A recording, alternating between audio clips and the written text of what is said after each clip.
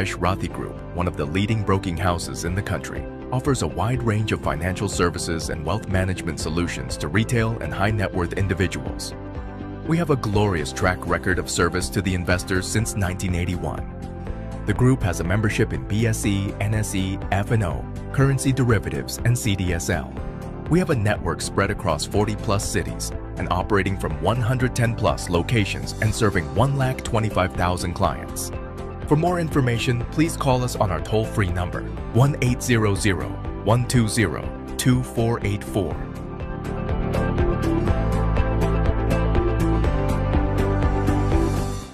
नमस्कार साथियों, channel 24 plus news के मैडी टॉक शो में आपका स्वागत है और मैं हूं आपकी होस्ट रीना शर्मा। तो दोस्तों, पहला सुख निरोगी काया, बाद में धन व माया। तो उसी सुख को अर्जित करने के लिए आज हम बात करेंगे हमारे एंडोक्राइनोलॉजिस्ट डॉक्टर तुहीन दुबे से।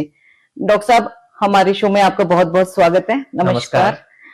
डॉक्टर साहब एक एंडोक्राइनोलॉजिस्ट हैं जो आज हमारे शो में पधारे हैं और ये आज हमारी बहुत सारी जो हार्मोनल रिलेटेड डिजीजेस हैं उसके बारे में हमको बताएंगे, जो आगे हमारी जिंदगी में रोजमर्रा की जो हमारी समस्याएं हैं उनका समाधान करने में उपयोगी साबित होगी। तो डॉक्टर साहब, आप अपने बारे में कुछ बताइए। मैं डॉक्टर तुहीन दुबे, सीनियर एंडोक्राइनोलॉजिस्ट जोधपुर में प्रैक्टिस कर रहा हूं। मैंने अपनी एमबीबीएस एवं एमडी की पढ़ाई doctor SN medical college Jodhpur से की है और हायर स्टडीज के लिए मैं दिल्ली में गया था और वहां पे मैंने senior residency Lady Hardinge medical college और उसके बाद डीएनबी एंडोक्राइनोलॉजी की ट्रेनिंग इंद्रप्रस्थ अपोलो हॉस्पिटल नई दिल्ली से प्राप्त की है। उसके बाद नई दिल्ली में कुछ अंतराल में सेवाएं देने के बाद मैं जोधपुर में विगत 10 वर्षों से अपनी एंडोक्राइन की प्रैक्टिस कर रहा हूँ। ओ, सर को काफी लंबा एक्सपीरियंस है, 1 दशक से सर इसी फील्ड में है। तो सर आप हमें बताइए एंडोक्राइनोलॉजिस्ट होता कौन है? क्योंकि जो आजकल है लोगों को ये है कि कोई छोटी सी भी समस्या है तो उनको पता नहीं होता कि हमें बेसिकली किस डॉक्टर के पास जाना चाहिए। तो एंडोक्राइनोलॉजिस्ट कौन होते हैं सर? ये आम भाषा में कहें तो एंडोक्राइनोलॉजिस्ट मतलब हार्मोन संबंधी बीमारियों के चिकित्सक या हार्मोन संबंधी विकारों को देखने वाले डॉक्टर्स। तो अगर हम आम भाषा में बात करें तो एंडोक्राइन में जो कॉमन डिजीजेस जो अपनी आती हैं वो है हार्मोन संबंधी बीमारियां जैसे कि डायबिटीज, थायराइड डिसऑर्डर्स और जैसे कि मोटापा, पॉलीसिस्टिक ओवरियन डिजीज या पॉलीसिस्टिक ओवरियन सिंड्रोम जिसको आजकल बोलते हैं जी। इसके अलावा कद या विकास का ना होना, हाइट नहीं बढ़ना जी, महिलाओं में पीरियड संबंधी प्रॉब्लम्स, अनियमित माहवारी या हिर्सुटिज्म जैसे कि चेहरे पर अत्यधिक बालों का आना, ऑस्टियोपोरोसिस या metabolic bone disease, post menopausal problems. फिर हमारे कुछ एड्रिनल ग्रंथि, पीयूष ग्रंथि, पिट्यूटरी ग्लैंड की बीमारियां होती है जिसमें कि एड्रिनल ग्रंथि के हार्मोन कॉर्टिसोल का ना बनना या अधिक बनना, या ग्रोथ हार्मोन संबंधी प्रॉब्लम्स, ग्रोथ हार्मोन या एड्रिनल्स के ट्यूमर्स, ये सब प्रॉब्लम्स हमारी एंडोक्राइन फील्ड में आती है। ओ, बहुत बड़ा टॉपिक है एंडोक्राइनोलॉजी और तो हम भले कितनी भी बातें करेंगे तो वो समय हमारे लिए कम पड़ेगा। सर हम छोटे छोटे टॉपिक्स पे छोटी छोटी बातें कर लेते हैं। तो सर आप सबसे पहले हमें बताइए, जो ये ओबेसिटी है, मोटापा, जो आज हर घर के अंदर आपको 1 या 2 पेशेंट्स इसके मिल जाएंगे ओबेसिटी के। तो सर ओबेसिटी एक जेनेटिकल डिजीज है या ये हमारी जो दिनचर्या हमारी ठीक नहीं है उस वजह से होती है? देखिए, ओबेसिटी या मोटापा बहुत कॉमन प्रॉब्लम है। वेट का परसेप्शन सब लोगों का अलग अलग हो सकता है। पर्टिकुलरली हमारे जोधपुर में है ना, थोड़ा सा हेल्दी लोगों को अच्छा माना जाता है। नहीं सर, पहली तो जोधपुर खावन खंडा और खंडा 2 चीजें फेमस है जी। तो इसलिए सर हमारे क्या वो स्पेसिफिक चीजों के लिए स्पेसिफिक शॉप्स है जी। तो हम लोग होते ही थोड़े चटोरे टाइप के हैं। बिल्कुल, मैं आपकी बात से सहमत हूँ और मुझे भी जोधपुरी खाने का बहुत शौक है। बट यहाँ पर आमतौर पर अगर कोई चाहकर थोड़ा वजन कम करेगा तो लोग उसको ही टोक कर कि यार क्या हो गया, इतने पतले हो गए और तुम कैसे हो गए, उसको वापस खिला खिला के मोटा करने की जी सर। बट हमारी मेडिकल साइंस में अत्यधिक वजन का होना या ओबेसिटी हेल्थ के लिए सही नहीं है। सर किसको कंसीडर करते हैं कि ये ओबेसिटी है इसको? जी, बहुत अच्छा सवाल है। तो ओबेसिटी के पैरामीटर्स हैं, अगर हम सिंपल तरीके से जाएं तो सिंपल जो अपना वजन होता है और जो हाइट का रेशियो होता है जिसे हम बॉडी मास इंडेक्स कहते हैं, उसके द्वारा हम पता कर सकते हैं कि हम ओवरवेट या ओबीस तो नहीं है। तो नॉर्मल बीएमआई सर कितना होना चाहिए? नॉर्मल बीएमआई लगभग 18.5 से 22.9 22.5 तक ही माना जाता है, और हमारी एशियंस के लिए ये स्ट्रिक्ट कट ऑफ है। वेस्टर्न पॉपुलेशन के लिए 25 के ऊपर ओवरवेट बोलते हैं, बट हमारे 22.5 के ऊपर भी ओवरवेट बोला जाता है। ओके। 25 के ऊपर बीएमआई पे हमारे यहाँ ओबीस बोला जाता है, जबकि विदेशों में 30 के ऊपर ओबीस माना जाता है। तो हमारे, क्योंकि हम डायबिटिक्स कैपिटल बन चुके हैं भारत, तो हमारे यहाँ ओबेसिटी, विसरल एडिपोसिटी, इवन कम वजन के साथ भी शुगर, मोटापा, हार्ट प्रॉब्लम देखी गई है। इसलिए वेट के कट ऑफ हमारे इंडियंस के लिए थोड़ा आमतौर पर दूसरे वर्ल्ड के कंपैरिजन में थोड़ा कम है। देखिए, हमें कितना अवेयर होने की जरूरत है। इंडिया को कैपिटल बोला जा रहा है पूरे वर्ल्ड में ओबेसिटी के मामले में और डायबिटीज के मामले में, तो हम लोगों को अवेयर होने की बहुत ज्यादा जरूरत है। तो सर, अगर ओबेसिटी आ जाती है किसी के अंदर, तो उसके लिए हम सबसे पहले क्या घरेलू तौर पे क्या उसको किस तरह से प्रिकॉशन कर सकते हैं? ये बहुत अच्छा सवाल है, और स्पेशली आज के जमाने में जब आजकल जोमेटो और स्विगी का जमाना है और कई लोग बाहर का खाना या मतलब घर का खाना पसंद नहीं करते हैं। On the top of that हमारे यहाँ तीज त्योहार, फेस्टिवल्स और है ना मैरिजेस, ये सब लगभग साल भर चलती रहती है। सही है। तो फीस्टिंग का टाइम ज्यादा है, फास्टिंग का टाइम थोड़ा लिमिट है, और इवन फास्टिंग के टाइम पे भी हम फीस्टिंग कर लेते हैं। बिल्कुल बिल्कुल। व्रत और सहकार के भी अलग अलग ऑप्शंस आप भी बना बहुत सारे हैं। सही है। तो ओबेसिटी का डायरेक्ट रिलेशन है हमारे खान पान और शारीरिक श्रम से। तो अगर सिंपल रेमेडी अगर आप करना चाहते हैं कि भाई हमें वजन की ओर ध्यान देना है, वजन कम करना है, तो क्या करें कि बस अपने डाइट की टोटल कैलोरीज को थोड़ा कम करें और थोड़ा सा जो अपनी शारीरिक श्रम है उसको बढ़ा दें जी। ऐसा करने से पहले आपका वजन बढ़ना रुकेगा, और धीरे धीरे अगर आप इसको लगातार करेंगे 6 महीने साल भर, तो आप नोटिस करेंगे कि धीरे धीरे आपका वजन कम होने लगेगा। तो सर, इसमें डाइट के अंदर आजकल बोल रहे हैं कि हमको इंटरमिटेंट फास्टिंग करनी चाहिए, कीटो डाइट लेना चाहिए, तो वो सब कितना बेनिफिशियल है सर? देखिए, कीटो डाइट, स्ट्रिक्ट कई लोग ग्लूटेन फ्री डाइट और है ना कई तरह की डाइट्स पॉपुलर हैं, बट ये आती है जाती रहे। आप देखते रहेंगे कभी फैशन आता है इस चीज का, कभी फैशन आता है उस चीज का, but science behind this is कि द टोटल कैलोरिक कंजप्शन आपको लिमिट करना है। हमने ऐसे भी पेशेंट्स देखे हैं, या ऐसे कई हमारे ग्रामीण बैकग्राउंड के या कई ऐसे पेशेंट्स आते हैं जो दिन भर में 24 घंटे में एक ही बार खाते हैं जी। वो अच्छी तरह से खाते हैं, दिन भर शारीरिक व्यायाम करते हैं, पूरा दिन उनका निकल जाता है। कई लोग ब्रंच और डिनर टाइप की प्रैक्टिस करते हैं, ब्रेकफास्ट नहीं करते, प्रॉपर ब्रंच मतलब ब्रेकफास्ट और लंच और डिनर करते हैं। कई लोग ब्रेकफास्ट, लंच, डिनर का पैटर्न करते हैं। कई लोग सूर्यास्त से पहले डिनर कर लेते हैं, कई लेट नाइट डिनर कर लेते हैं।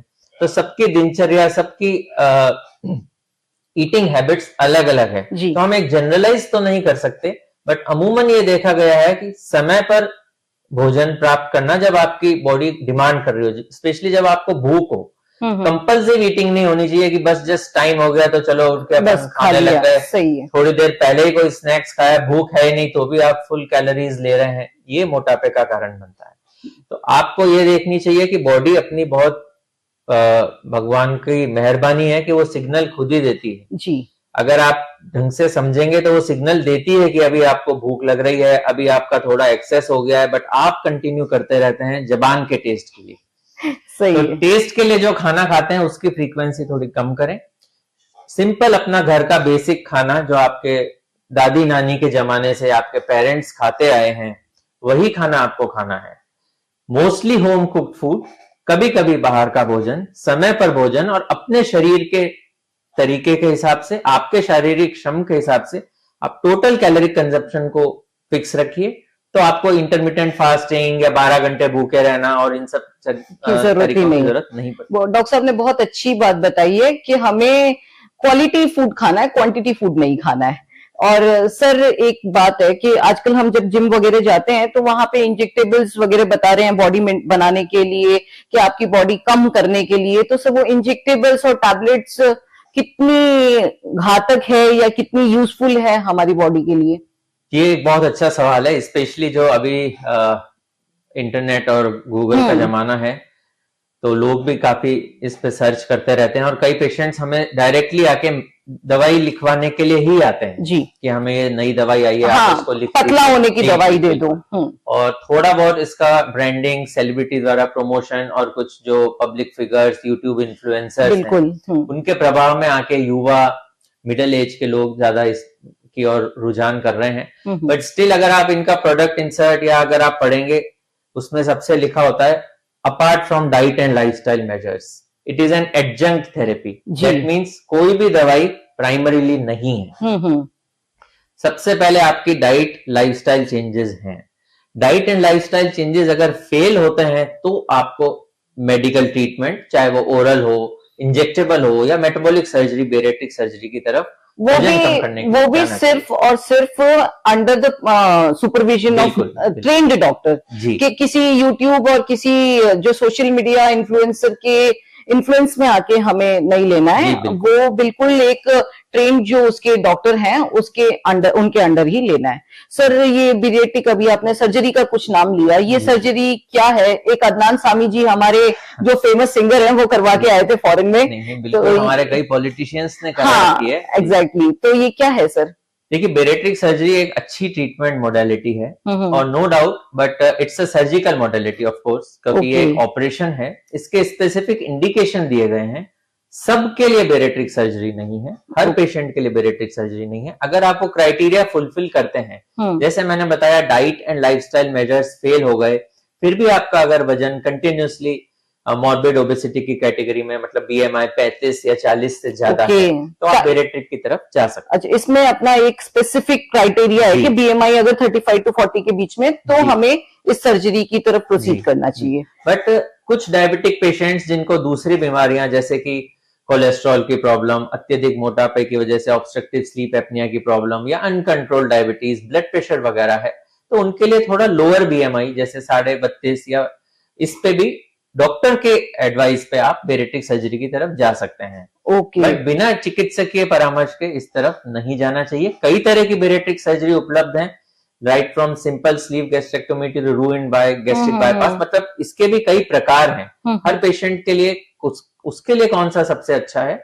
वो एक टीम होती है जिसमें एंडोक्राइनोलॉजिस्ट, बेरेट्रिक सर्जन, न्यूट्रिशनिस्ट, सबका एक कंसेंसस होता है कि इस पर्सन के लिए ये ठीक रहेगा। तो सर इस सर्जरी के बाद में वापस फैट गेन होने के चांसेस कितने रहते हैं? जी, जनरली तो इससे वेट लॉस होता है और काफी अच्छे रिजल्ट्स हैं। 6 महीने से साल भर में भी करीब 15-20 से लेके 30-40 या इससे ज्यादा वजन भी कम हो सकता है। ठीक है, क्योंकि इसमें कुछ क्षमताएं, अपने गैस्ट्रिक या पेट की क्षमता ही कम कर दी जाती है फूड को स्टोर करने की, या फूड को ट्रांजिट टाइम बढ़ जाता है तो भूख जल्दी शांत हो जाती है, भूख नहीं लगती है। कुछ गट हार्मोन्स या इंक्रेटिन हार्मोन्स बेनिफिशियल होते हैं, जिससे कि शुगर भी कई लोगों में खत्म हो जाती है। और अभी रिसेंटली एम्स में, कल ही मैं एक न्यूज चैनल देख रहा था कि वहाँ डॉक्टर मंजुनाथ है, उन्होंने एक स्टडी की है जिसमें बेरेट्रिक सर्जरी से ऑलमोस्ट उनके सारे पेशेंट्स में डायबिटिक रेमिशन भी देखा गया है। यहाँ मैं कहना चाहूंगा कि बेरेट्रिक सर्जरी एक तरीका है जिससे डायबिटीज को रिवर्स किया जा सकता है। अमूमन ये प्रश्न भी लोगों के मन में होता है कि क्या डायबिटीज रिवर्स हो सकती है? तो हाँ, हो सकती है अगर वजन काफी कम किया जाए और इनिशियल स्टेज में इसको पकड़ा जाए। तो फिर अगर आप वजन काफी कम कर लेते हैं तो धीरे धीरे डायबिटीज भी खत्म हो सकती है, डायबिटिक रिवर्सल इज पॉसिबल। तो इसलिए मैं कहना चाहूंगा कि बेरेट्रिक सर्जरी एक गुड ट्रीटमेंट ऑप्शन है, सबके लिए बेरेट्रिक नहीं है। आप अपने चिकित्सक से डिस्कस करें कि आपके लिए क्या बेस्ट ऑप्शन अवेलेबल है।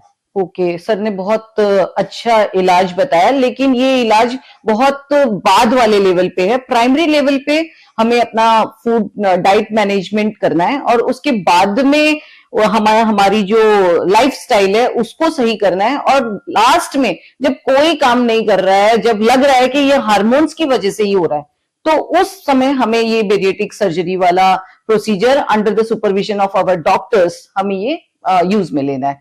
सर अब इसी के चलते चलते हम आगे डायबिटीज की तरफ चलते हैं। तो डायबिटीज सर, क्या ये भी एक हार्मोनल डिसबैलेंस की वजह से होने वाली डिजीज है? जी, डायबिटीज एक हार्मोनल समस्या हम कह सकते हैं, वैसे इसे ब्रॉडली एक मेटाबॉलिक डिसऑर्डर कहा गया है, carbohydrate lipid metabolic disorder, chronic progressive disease अगर हम टाइप 2 डायबिटीज की बात करें। बट हाँ, इसके अंडरलाइन जड़ पे है इंसुलिन हार्मोन, तो वो एक जड़ में हार्मोन ही है। इंसुलिन हार्मोन वो हार्मोन है जो कि हमारे ब्लड में ब्लड शुगर को कंट्रोल करता है। तो कितने टाइप्स की है ये डायबिटीज? ये बहुत अच्छा प्रश्न है। आम जनता के लिए अगर हम कहें तो मेजॉरिटी टाइप 1 और टाइप 2 डायबिटीज ही 99% कही जाती है, जिसमें कि 90% या 95% तो टाइप 2 डायबिटीज का ही वर्ग है, जो कि जनरली 35 साल या 40 साल के बाद होती है। ओबीस लोगों में ज्यादा होती है, जिनके फैमिली हिस्ट्री है उनको ज्यादा होती है। इसके कॉन्ट्ररी टाइप 1 डायबिटीज छोटे बच्चों में, यंग एडल्ट्स में लगभग 25 साल से कम उम्र में होती है।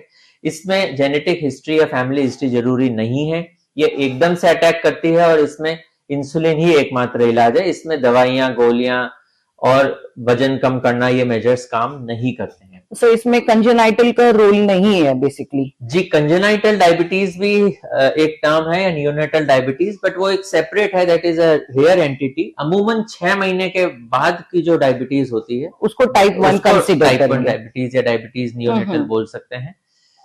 उससे पहले जो डायबिटीज होती है उसके लिए थोड़ा सा चिकित्सक परामर्श के बाद ही उसको लेबल करते हैं। बट इनके अलावा एक बहुत इंपॉर्टेंट एंटिटी है जेस्टेशनल डायबिटीज, उसकी तरफ मैं ध्यान दिलाना चाहूंगा, बिकॉज वो गर्भावस्था वाली डायबिटीज है, वो सबसे खतरनाक है। नहीं, वो बिल्कुल भी खतरनाक नहीं है, इसीलिए मैं इस पे ध्यान देना चाह रहा था। ये प्रेगनेंसी इंड्यूस हार्मोन्स की वजह से जो इंसुलिन रेजिस्टेंस होती है, तो गर्भावस्था से पहले नॉर्मल डायबिटीज, नॉर्मल शुगर होती है, बट पेशेंट जब आता है, उनकी गायनेकोलॉजिस्ट उनका ओरल ग्लूकोज टॉलरेंस टेस्ट या HbA1c या ब्लड शुगर चेक करते हैं, तो पता चलता है उनकी शुगर बढ़ी हुई है। तो पेशेंट घबरा जाता है कि पहले मुझे कभी शुगर नहीं थी, अब अचानक से क्या हो गया, अब मेरे बच्चे का क्या होगा। तो उस केस में it is due to pregnancy related hormonal changes, तो उसमें घबराने की बिल्कुल भी जरूरत नहीं है। आराम से उसको मैनेज किया जा सकता है और लगभग 30 to 50% पेशेंट्स प्रेगनेंसी ओवर होने के बाद बिल्कुल नॉर्मल हो जाते हैं। उनमें फ्यूचर डायबिटीज की रिस्क जरूर है, बट ऐसा नहीं है कि उनको गर्भावस्था में प्रेगनेंसी हो गई तो आगे वो डायबिटिक हो ही जाएंगे, ऐसा कोई जरूर। तो सर, इसका पता सिर्फ हमारे GTT टेस्ट और इसी से चलता है कि पेशेंट में कोई तरह के सिम्टम्स भी डेवलप होते हैं? नहीं, जनरली माइल्ड डायबिटीज या जेस्टेशनल डायबिटीज में कोई सिम्टम नहीं होते हैं। ब्लड शुगर टेस्ट से ही इसको पता है। Confirmatory test blood sugar test ये जो 20 वीक्स के अराउंड हर प्रेग्नेंट लेडी का करवाया जाता है। सिटीज में करते हैं, थोड़ा सा पेरिफेरी में इसका थोड़ा है, बट अगर आप OGTT नहीं कर पा रहे, मतलब ग्लूकोज टॉलरेंस टेस्ट नहीं हो पा रहा, जी, हमारे इंडियन गाइडलाइंस हैं डायबिटीज सोसाइटी की कि आप सिंपल रैंडम ब्लड शुगर भी चेक कर लें। अगर वो 140 से ज्यादा आती है तो आप डायबिटीज के खतरे में हैं, तो आप आगे बढ़े, नहीं तो आप उसको डाइट लाइफस्टाइल करके फॉलोअप में रख सकते हैं। तो सर, वो टैबलेट आफ्टर डिलीवरी वो बंद हो जाती है या वो कंटिन्यूटी में लॉन्ग टर्म तक लेनी पड़ती है? जेस्टेशनल डायबिटीज के केस में हम ट्रीटमेंट बंद कर देते हैं मोस्टली टैबलेट्स कुछ, और प्रेगनेंसी में सेफ्टी की वजह से इंसुलिन देना पड़ता है जी, बट वो अमूमन प्रेगनेंसी के बाद, डिलीवरी के बाद रोक दिया जाता है। तो ये बहुत अच्छी बात बताई डॉक्टर साहब ने कि हमें है जो डरने की जरूरत नहीं है। अगर हमारा जो ग्लूकोज का टॉलरेंस टेस्ट अगर पॉजिटिव आ जाता है, ज्यादा आती है शुगर, तो उसको हम क्योर कर सकते हैं और उसका लाइफ टाइम ट्रीटमेंट नहीं चलेगा। तो जब तक हमारी गायनेकोलॉजिस्ट हमें बताती है कि भाई ये टैबलेट इतने टाइम तक हमको लेनी है, तो वो हमें तब तक लेनी है। यूं नहीं कि अभी हम मेरे को इंसुलिन लग रहा है, आगे मेरा क्या होगा, जिंदगी भर लेना पड़ेगा। तो ये एक मिथ है सर, है ना? तो ये एक बिल्कुल मिथ है। तो आप अपने गायनेकोलॉजिस्ट को फॉलो करें और एक पर्टिकुलर टाइम तक उस टैबलेट को ले, फिर बाद में वो बंद हो जाएगी। सर, उसका बच्चे को खतरा कितना रहता है? ये भाई है, जैसे जेस्टेशनल डायबिटीज या जो स्पेशल केस होते हैं, इसमें थोड़ा सा एक एक्सपर्ट ओपिनियन चाहिए होती है, क्योंकि सिंपल कंसेप्ट है कि प्रेगनेंसी में सारी दवाइयां नहीं दे सकते। हमारे पास टाइप 2 डायबिटीज के लिए बहुत सारी दवाइयां अवेलेबल है, बहुत सारे इंजेक्शंस अवेलेबल है, बट प्रेगनेंसी में फीटल सेफ्टी, मतलब बच्चे की सुरक्षा भी देखी जाती है, क्योंकि अंदर जो जीवन पनप रहा है वो डायबिटिक नहीं है जी। तो माँ को अगर आपने कोई दवाई ऐसी दे दी या कुछ ऐसी चीज दे दी जो माँ के ब्लड से बच्चे में चली गई, तो उसकी ब्लड शुगर को अफेक्ट कर सकती है, उसकी ग्रोथ को अफेक्ट कर सकती है। तो प्रेगनेंसी वाले में एक स्पेशल ओपिनियन जनरली गायनेकोलॉजिस्ट भी लेते हैं जी, कुछ दवाइयां, और उसके बाद अगर शुगर नहीं कंट्रोल होती तो डाइट लाइफस्टाइल के साथ इंसुलिन इंजेक्शन दिया जाता है। और क्योंकि इंसुलिन की सेफ्टी प्रेगनेंसी में पूरी तरह से क्लियर है, तो उससे बच्चे को कोई खतरा नहीं है। और अगर ब्लड शुगर कंट्रोल्ड है, चिकित्सक के निर्देश में आप खाना पीना कर रहे हैं, इंजेक्शंस लगा रहे हैं, तो बच्चे को बिल्कुल भी खतरा नहीं है, बिल्कुल भी घबराने की जरूरत नहीं है, नॉर्मल डिलीवरी भी हो सकती है। देखिए कितनी अच्छी बात है, मतलब हमारे जो एक्सपर्ट डॉक्टर हैं, जो एंडोक्राइनोलॉजिस्ट हैं, वो बता रहे हैं कि जो बच्चा है उसको सुरक्षित रखना है, जो माँ है उसको सिर्फ कुछ पर्टिकुलर टाइम तक मेडिसिन लेनी है, और वो लॉन्ग टर्म तक हमारे लिए कितना इफेक्टिव है। तो ये चीज सारी महिलाओं से मेरा बहुत दिल से निवेदन है कि इस बात को हमें फॉलो करना है, क्योंकि ये नहीं सोचना है कि मैंने डायबिटीज नहीं है तो मैं गोली क्यों लूं। ये एक बहुत कॉमन औरतों की प्रॉब्लम है, तो प्लीज इसको बहुत सीरियसली कंसीडर करें, और हमारी जो मैडम हमें एडवाइस करती हैं उसके अकॉर्डिंग इसको आप फॉलो करें। तो सर जो टाइप 1 डायबिटिक है उसमें सर बच्चों में क्या सिम्टम्स नजर आते हैं? जी, ये टाइप 1 डायबिटीज एकदम आप समझ लिए आकस्मिक अटैक है, आपको संभलने का बिल्कुल मौका नहीं मिलेगा। ओके। बच्चा कुछ ही दिनों में या कुछ महीने में अचानक से उसको बहुत ज्यादा प्यास लगना, वजन गिर जाना, बच्चा इरिटेबल हो जाना और सुस्त हो जाना, और ये डेवलपमेंट बिल्कुल कुछ दिनों में, कुछ हफ्तों में ही हो जाता है। जबकि टाइप 2 डायबिटीज धीरे धीरे ग्रो करती है, कई बार कोई लक्षण ही नहीं आता। ओके। तो type 1 diabetes is like an acute thunder strike, मतलब आपको एकदम बिजली की चमक की तरह अचानक लगेगा कि 1-2 महीने में क्या हो गया, बच्चा इतना पतला हो गया, सुस्त हो गया, या फिर उसको बार बार बाथरूम जाना पड़ रहा है, उसको बार बार प्यास लग रही है, कुछ भी खाता है तो भी उसको लग ही नहीं रहा है और उसका वजन कम होता जा रहा है। तो ये एक्यूट प्रॉब्लम है। तो बेसिकली इसके अंदर वजन कम होने से ही हम डायग्नोस करेंगे। वजन कम करना, बार बार प्यास लगना, बच्चा एकदम वीक हो जाना, और सीवियर केस में अगर उसको एसिडोटिक ब्रीदिंग होगा, उसको सांस भरने लगेगी और वो हल्की हल्की बेहोश वाली अवस्था में भी जा सकता है, क्योंकि ये कुछ दिनों में भी हो सकता है, इसलिए पेरेंट्स को इसके लिए अलर्ट रहना। तो सर अभी जो मेडिसिन चल रही है, मेटफॉर्मिन, ग्लिमिप्राइड, ये सब जो हम दे रहे हैं, तो ये उन बच्चों में कितनी इफेक्टिव रहती होगी? नहीं, टाइप 1 डायबिटीज में मेडिसिन काम नहीं करेगी। क्लियर मैसेज आप लोगों के लिए, आम जनता के लिए है कि टाइप 1 डायबिटीज में मेडिसिन काम नहीं करती है।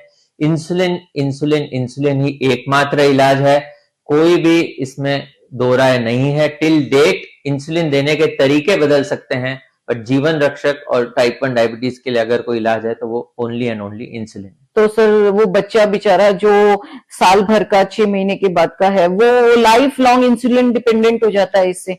जी, ये इसमें एक रे ऑफ होप ये है कि यस, टिल डेट तो अभी इंसुलिन ही उसका एकमात्र इलाज है, बट इंसुलिन के साथ बहुत अच्छे आजकल तकनीक आ गई है। इंजेक्टेबल्स में सिरिंज वायल से लेके अब बहुत अच्छे पेन डिवाइसेस आ गए हैं, इंसुलिन पंप्स आ गए हैं, ग्लूकोमीटर्स बहुत अच्छे आ गए हैं, सीजीएमएस हो गया है, मतलब टेक्नोलॉजी एडवांस हो गई है। ट्रीटमेंट इंसुलिन ही है, वही जैसे कार 800 से लेके लैंड रोवर यूज करो, बस टेक्नोलॉजिकल एडवांस है, बट चीज वही है। ठीक है, उससे थोड़ा सा पेनफुल कम होगा, बच्चे को वो प्रिक करेंगे उसमें पेन कम होगा, बस सर यही बताना चाह रहे हैं। लेकिन इलाज तो एक ही है, इंसुलिन। और सर उसको जितना एज अर्ली हम प्रेडिक्ट कर लेंगे तो वो ज्यादा अच्छा रहेगा बच्चे की हेल्थ के लिए, और लाइफ लॉन्ग तो ट्रीटमेंट चलना ही है। तो एक चीज मैं यहाँ एड ऑन करना चाहूंगा कि इनहेल्ड इंसुलिन भी आ गए हैं, इंडियन मार्केट में हम जल्दी अवेलेबल हो जाएंगे जी, तो उसके लिए भी थोड़ा सा क्रेज है पेरेंट्स में। बट यहाँ हम बता दें कि इनहेल्ड इंसुलिन फिक्स्ड डोज में होंगे, थोड़ा सा टाइट्रेशन वगैरह कुछ इश्यूज आ सकते हैं, तो जब वो मार्केट में आएंगे और हम यूज करेंगे तब उसका बारे में बेहतर पता चलेगा।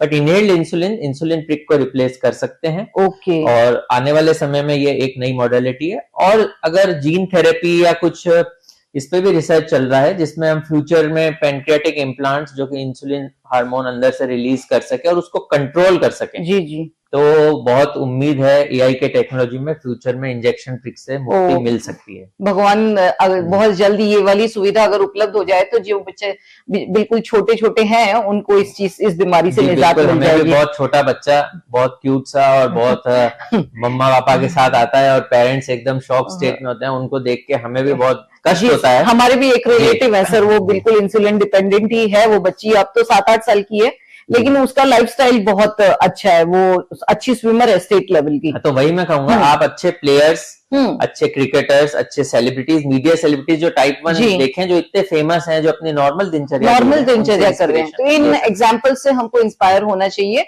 और बिल्कुल भी पेरेंट्स को हताश नहीं होना चाहिए। तो टाइप 2 डायबिटीज के बारे में थोड़ा बताइए। टाइप 2 डायबिटीज ही है जो सारा मतलब 95% मतलब भरा पड़ा है देश इस डायबिटीज भारत में। अगर कहें तो भारत अब विश्व कैपिटल है, 10 crore diabetic patient okay 10 crore और अनदर 10 करोड़ है जो प्री डायबिटिक है, जिनको पता नहीं है कि उनको होने वाली है। एग्जैक्टली। तो लगभग हर मतलब घर में, हर फैमिली में, हर मोहल्ले में, हर परिवार में कोई ना कोई डायबिटिक मिल जाता है। टाइप 2 ही अमूमन होता है। जी सर। तो जेनेटिक, माँ बाप, दादा दादी, फर्स्ट डिग्री रिलेटिव्स को होगा तो आपकी रिस्क बढ़ जाती है। अगर आपने शुरू में ध्यान नहीं दिया तो आप रिस्क में आ सकते हैं। तो सर इसका कोई ऐसा क्राइटेरिया है कि फर्स्ट चाइल्ड जो होता है उसको होने के चांसेस ज्यादा? ऐसा नहीं है, फर्स्ट हो चाहे सेकंड हो, जेनेटिक रिस्क ट्रांसफर हो सकती है। 100% नहीं है कि अगर पेरेंट्स को होगा तो बच्चों को होगा, बट जैसा है कि जनरली एक पेरेंट को है तो 5-7%, दोनों पेरेंट्स को है तो 15 से 20% आपकी रिस्क बढ़ जाएगी। और सर जो हमारे इन लॉज और जो हमारे दादा दादी, नाना नानी, उनसे भी ट्रांसफर होने के? जेनेटिक आपके ब्लड संबंधियों से रिस्क है, आपके इन लॉज या आपके सास ससुर या आपके पति उनसे नहीं है। जी ठीक है। तो सर इसमें डायबिटीज का पता कैसे चलेगा कि प्री सिम्टम्स क्या डेवलप होंगे? ये बहुत अच्छा सवाल है। Prevention is better than cure. तो बेस्ट चीज है कि आप अर्ली सटल सिम्टम्स, मतलब मामूली कुछ अनयूजुअल चीजों को पहचान लें तो बहुत अच्छा है। उसमें क्या होता है कि diabetes as a rule can be absolutely asymptomatic. हो सकता है 400 शुगर में भी कोई लक्षण नहीं आए, ओके, बट आपको थोड़ा अलर्ट रहना है। स्पेशली अगर आपके माँ बाप, दादा दादी, नाना नानी साइड में किसी को डायबिटीज है, क्लोज अंकल्स, बुआ, मामा, ये सब भी आते हैं। तो अगर आपको कुछ अनयूजुअल थकान, आपकी पिंडलियों में दर्द, थोड़ा सा आपको ऐसा लग रहा है कि मेरी यूरिन फ्रीक्वेंसी बढ़ रही है, मेरे को ऐसा, मेरे जो वर्क एफिशिएंसी कम हो रही है, बिना काम के मुझे थोड़ी सी थकान, सुस्ती रहती है, तो सिंपल एक ग्लूकोमीटर से घर पर ही आप शुगर नाप सकते हैं। आपको कहीं जाने की जरूरत नहीं है। अमूमन हर फैमिली में या किसी ना किसी को डायबिटीज होती है। नई स्ट्रिप लेके, नई नीडल लेके आप अपना ब्लड शुगर चेक कर लीजिए। ओके।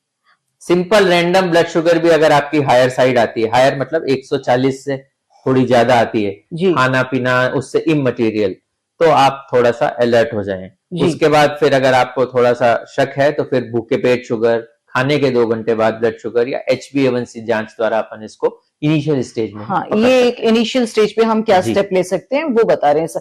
सर एक चीज बताइए कि यूरिन को देखने से पता चल जाता है कि उसके अंदर कास्ट प्रेजेंट है या कोई मकोड़े आ रहे हैं? देशी लोग ये बोलते हैं कि मकोड़े आ रहे हैं, यानी पेशाब जो मीठा है, इस वजह से। बहुत कॉमन ऑब्जर्व्ड है। और डायबिटीज का मतलब ही होता है कि आप यूरिन बार बार जा रहे हैं, to flow through a tube. इसका लैटिन ग्रीक वर्ड यही होता है, पास थ्रू अ साइफन, मतलब कि आपका यूरिन फ्रीक्वेंसी बढ़ेगा। और बहुत कॉमनली हमारे टॉयलेट सीट पे या टॉयलेट वाली जगह पे या इवन गांवों में आप यूरिन की जगह बहुत सारे चीटे या ऑब्जर्व करते हैं, तो वो समझ जाते हैं। तो यानी ये मिथ नहीं है, ये सही बात है। ये बिल्कुल सही बात है। गांव के लोग अगर बताते हैं कि भाई नहीं, मेरे जो टॉयलेट सीट के आसपास मकोड़े आ रहे हैं, तो ये एक साइन ऑफ अलर्ट है कि हमें अलर्ट हो जाना चाहिए, क्योंकि ये डायबिटीज का सिम्टम है। बिल्कुल ठीक है सर। सर इसके अंदर फिर क्या ट्रीटमेंट, लाइन ऑफ ट्रीटमेंट क्या रहता है? देखिए, अर्ली इनिशियल हमारे डायबिटीज का क्लासिफिकेशन है प्री डायबिटीज, डायबिटीज। मतलब अगर पेशेंट प्री डायबिटिक स्टेज में, मतलब उसका 3 मंथ्स का एवरेज 6.5 से कम है,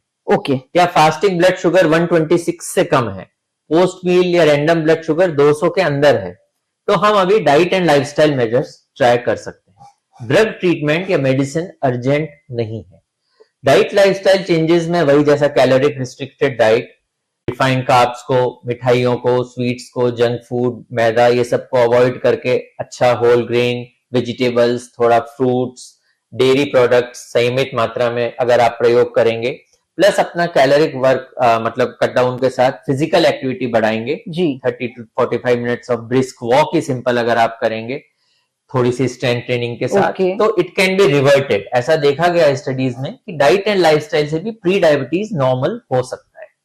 बट वो फिर पूरी जिंदगी करना पड़ेगा। 2-4 महीने वो करके फिर आप अगर बैक टू अपने उस पे आएंगे तो वापस शुगर बढ़ना शुरू ये बहुत अच्छी बात बताई कि हम लोग 4-6 महीने तो एक रूटीन को फॉलो करते हैं, फिर उसके बाद में बस थप पड़ जाते हैं कि भाई अब तो मेरी ठीक है, अब मुझे लेने की जरूरत नहीं है, लेकिन इसको हमें लाइफ लॉन्ग फॉलो करना है। तो सर इसके अंदर जो है टैबलेट्स फिर हम सेकेंडरी स्टेज पे देते हैं, प्राइमरी स्टेज पे वॉक और जो हमारा डेली रूटीन है उसमें चेंजेस करना सफिशिएंट है।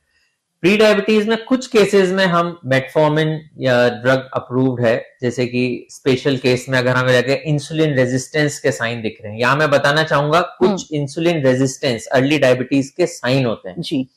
जैसे कि आम भाषा में कहें तो गर्दन का काला हो जाना, मतलब पिगमेंटेशन बोलते हैं, हमारी भाषा में उसको एक्यांथोसिस नाइग्रिकेंस बोलते हैं। बट अगर आपके पामर मतलब क्रीजेस में पिगमेंटेशन बढ़ रहा है, कई बार आपने देखा होगा बच्चा थोड़ा ओबीस है या यंग एडल्ट है ओबीस है, उसकी नेक काली हो रही है, काली काली धारियां दिख रही है, वो मैल नहीं है, मतलब वो डर्ट नहीं है, उसकी स्किनी पिगमेंटेशन हो रही है। साथ में उसको फ्रेकल्स जैसे कि छोटे छोटे मस्से अगर उभर के आ रहे हैं, तो ये इंसुलिन रेजिस्टेंस के साइन है। ये अर्ली डायबिटीज या फ्यूचर डायबिटीज की निशानी है। उस केस में हम मेटफॉर्मिन या कुछ पायोग्लिटाजोन या कुछ ड्रग्स हैं हमारी जो हम प्री डायबिटीज में भी रिवर्सल के लिए यूज कर सकते हैं। और अगर वो फ्रैंक डायबिटिक हो जाता है, HbA1c 6.5 के ऊपर चला जाता है, तो फिर हम मेटफॉर्मिन, सल्फोनाइलूरिया, कई तरह की दवाइयां, कई तरह के इंजेक्शन उपलब्ध हैं। और इंसुलिन फिर एट लास्ट इंसुलिन हम टाइप 2 डायबिटीज में इनिशियल स्टेज के लिए नहीं रखते हैं। Initially diet, lifestyle and oral drugs ही देते हैं। 2 या 3 ओरल ड्रग्स के बाद भी अगर हमें रिजल्ट नहीं मिल रहा होता, इंसुलिन हम एड ऑन करते हैं। लेकिन सर लोगों को बहुत टेंशन रहता है कि मैं एक बार इंसुलिन लेने लग जाऊंगा तो मुझे हमेशा लेना ही पड़ेगा। नहीं, ऐसा नहीं है। स्पेशल केस एक हमने प्रेगनेंसी किया है कि इंसुलिन लेना भी पड़ा, तो डिलीवरी के बाद बंद हो जाएगा। ओके। सपोज किसी की कोई सर्जरी हो रही है, किसी को हर्निया ऑपरेट हो रहा है, किसी को बाईपास होना है, किसी का एक्सीडेंट हो गया, किसी को कुछ भी करना है, शुगर कंट्रोल नहीं है, तो इंसुलिन क्विक रिजल्ट देता है और सेफ है, तो टेम्पररी इंसुलिन भी देते हैं। उस घटना के बाद उसकी ऑपरेशन हो गया, उसकी बाईपास हो गई, उसकी हर्निया हो गई, उसका कोई हो गया, उसके बाद हम इंसुलिन बंद करके वापस टैबलेट पे ले लेते हैं। ऐसा कुछ नहीं है कि इंसुलिन एक बार शुरू हो गया तो वो इंसुलिन ही चलेगा। बट ऑन द कॉन्ट्ररी, दवाइयों का असर खत्म हो गया है, पुरानी शुगर हो गई है, दवाइयां काम ही नहीं कर रही हैं, दवाइयों के साइड इफेक्ट हो रहे हैं, किडनी पे असर आ गया है, उसकी वजह से जो इंसुलिन चालू हुआ है वो बंद नहीं होगा। तो सर वो कुछ सबसेट ऑफ इंसुलिन शुगर की वजह से सर हम जाते हैं जब एंडोक्राइनोलॉजिस्ट के पास में, तो वो एक बात बोलते हैं कि भाई आप अपनी आंखों का चेकअप करवा के आइएगा, या अपनी है जो आप ये प्लांटर हाथों की मूवमेंट्स और ये भी चेक करते हैं। तो सर कौन कौन से ऑर्गन्स है जो इफेक्ट होने के चांसेस रहते हैं डायबिटीज की वजह से? ये मैं कहना चाहूंगा कि क्योंकि शुगर तो ब्लड में मौजूद है, और ब्लड आपको पता है सिर से लेके पैर के तले तक, तो कोई भी ऑर्गन ऐसा नहीं है जो डायबिटीज में अफेक्ट नहीं हो। ओके। बट अमूमन अगर हम शुरू से ऊपर से नीचे भी चालू करें तो स्किन, हेयर, आईज, कान, दांत, गले की संबंधी इंफेक्शंस, हार्ट की प्रॉब्लम्स, लंग्स की रेस्पिरेटरी कैपेसिटी, बोन्स का वीक हो जाना, डाइजेस्टिव इश्यूज, रिप्रोडक्टिव इश्यूज, और फिर रीनल डिसफंक्शन की वजह से या फिर और कारणों से नसों का खराब होना, न्यूरोपैथी हो गई, तो बेसिकली आपके फिर फुट एम्पुटेशन या चोट का ना बढ़ना, पैर का कट जाना, ऊपर से लेके नीचे डायबिटीज कोई भी कॉम्प्लिकेशन कर सकती है। बट इसकी गाइडलाइंस हैं कि आपको 3 से 6 महीने में आपका कोलेस्ट्रॉल, HbA1c, किडनी फंक्शन, ये सब चेक कराना है। साल में एक बार आपको अपनी आंखों की रेटिना चेक करानी है। पैरों की नसों की जांच इनिशियली और हर 2 से 3 साल में होनी चाहिए। इससे हम कॉम्प्लिकेशंस को जल्दी पकड़ सकते हैं। सर एक तो ना सोशल मीडिया पे हमारे ज्ञान बहुत बढ़ रहा है, कोई भी चैनल खोलेंगे उसमें डायबिटीज एक लिख के देंगे तो वो हमको बहुत सारी रेमेडीज बता देते हैं। तो सर वो रेमेडीज जो है कि नीम का पानी पियो या अपने अदरक खाओ, या कोई भी अपना एक सॉल्यूशन बना के दे रहा है कि वो मिक्सचर है अलग अलग चीजों का, उसको पियो, तो सर ये सब चीजें प्रिवेंटिव मेजर पे यूज करनी चाहिए कि ये हमारा इसका क्योर है? ये आप थोड़ा सा इस पे रोशनी डालिए। देखिए, ये है आयुर्वेद एक अच्छी साइंस है, बट जनरली हम जिनको फॉलो करते हैं उनको भी पढ़ी पढ़ाई नॉलेज ही होती है जी। मैं किसी और साइंस को ब्लेम नहीं कर रहा, सब काम करती है, ऐसा कुछ नहीं है। आयुर्वेद का अलग कंसेप्ट है, बट क्या वो आप खान पान नियमित कर सकते हैं? उस मात्रा में वो दवाई आप नियमित ले सकते हैं जो वो परहेज बता रहे हैं, जो आपकी प्रकृति, वात, पित्त, कफ, जो आयुर्वेद का कंसेप्ट है उस हिसाब से आप खान पान खा पाएंगे? तो फिर आप पूरा ट्रीटमेंट उनका भी रिलीजियसली नहीं फॉलो कर पाते हैं। प्रिवेंटिव एस्पेक्ट में यस, काफी सारी चीजें आपको प्रिवेंट कर सकती हैं अगर आप अलर्ट हैं, खान पान संयमित रखें, कैलोरीज बैलेंस करें, फिजिकल एक्टिविटी रखें, तो आप वैसे भी बच जाएंगे। बट जो नेचुरल रेमेडीज जैसे आपने नाम लिया, कई पेशेंट ट्राई करते रहते हैं, जैसे नीम का हुआ या करेला का हुआ या जामुन का हुआ, दालचीनी का हुआ, मेथी का हुआ जी, स्टडीज में इनका बेनिफिशियल रोल देखा गया है, इसको हम डिनाई नहीं कर सकते। पर ये एड ऑन और सपोर्टिव थेरेपी है, ये बहुत रिवर्स नहीं कर सकते। अच्छी लाइन बताई सर ने कि this is only the supportive therapy. जी, जो हमारी आयुर्वेदिक रेमेडीज जो चल रही है, या जो हम नीम का, करेले का पानी पी रहे हैं, रात को मेथी भिगो के सुबह में मेथी ले रहे हैं, ये सब सपोर्टिव है। ये कोई ट्रीटमेंट नहीं है कि इससे आपका कंप्लीटली ठीक हो जाएगा। ट्रीटमेंट तो आपको लेनी है, आपकी गोली जो है वो आपको खानी ही खानी है। अदरवाइज अगर आप आयुर्वेद की तरफ स्विच करते हैं तो कंप्लीटली वहां स्विच कीजिए। ये नहीं है कि आयुर्वेदिक भी ले रहे हैं, एलोपैथी भी ले रहे हैं, प्रिवेंशन भी ले रहे हैं, उससे वो हाइपो में चले जाएगा। सर, हाइपो और हाइपरग्लाइसेमिया क्या चीज है? हाँ, यह मैं बताना चाहूंगा, बट उससे पहले मैं एक इंपॉर्टेंट बात बताना चाहूंगा। टाइप 1 डायबिटिक पेशेंट्स किसी भी तरह की ऑल्टरनेटिव थेरेपी ट्राई न करें, वो जानलेवा भी हो सकता है। ओके, मतलब जो इंसुलिन डिपेंडेंट जो पेशेंट है, जो बच्चे हैं, वो कोई भी तरह की रेमेडीज नहीं फॉलो करें, वो स्ट्रिक्टली कॉन्ट्राइंडिकेटेड है। ठीक है, ये सिर्फ टाइप 2 के लिए। ओके, अब जैसा आपने पूछा हाइपो और हाइपरग्लाइसीमिया, हाइपोग्लाइसीमिया जनरली होता है ब्लड शुगर का गिर जाना, लो शुगर हो जाना। ओके, लो शुगर की कट ऑफ हमारी मेडिकल साइंस में 70 की है, जो हम ग्लूकोमीटर में या उसमें नापते हैं। 70 मिलीग्राम पर decilitre is low blood sugar. तो जैसे हाइपरग्लाइसीमिया नुकसान करता है, हाइपोग्लाइसीमिया भी खतरनाक है। इसलिए हर डायबिटिक पेशेंट्स को जब ट्रीटमेंट शुरू किया जाता है तो उसको हाइपोग्लाइसीमिया के बारे में भी समझाना है।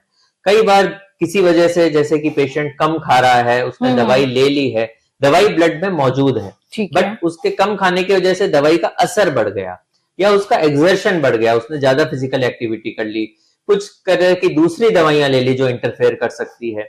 इस वजह से लो शुगर में भी डेंजर है, क्योंकि लो शुगर होते ही उसको घबराहट, पसीना, बेचैनी, कई पेशेंट समझ नहीं पाते, पर्टिकुलरली एल्डरली पेशेंट। और हाइपोग्लाइसीमिया परसिस्ट करे तो बेहोशी आना या दौरा पड़ जाना या कंप्लीटली अनकॉन्शियस भी हो सकते हैं। ओके, इसके लिए भी अवेयरनेस होनी चाहिए, और इसकी रेमेडी सिंपल है कि कभी भी हाइपोग्लाइसीमिया सिम्टम हो या ब्लड शुगर लो चली गई है तो उस वक्त के लिए आपको डायरेक्ट शुगर 3 से 4 चम्मच ग्लूकॉन डी या शरबत या फ्रूट जूस ये तुरंत कंज्यूम करना है। वेट नहीं करना है कि डॉक्टर के पास चलते हैं, फोन करते हैं, ये करते हैं, वो करते हैं। तुरंत उसकी रेमेडी डायरेक्ट डेक्सट्रोज या ग्लूकोज है। अगर पेशेंट किसी वजह से बेहोश हो जाए तो उसको मुंह से फोर्स करके ये चीजें नहीं देनी है, उस केस में तुरंत हॉस्पिटल ले जाके ग्लूकोज की ड्रिप लगानी।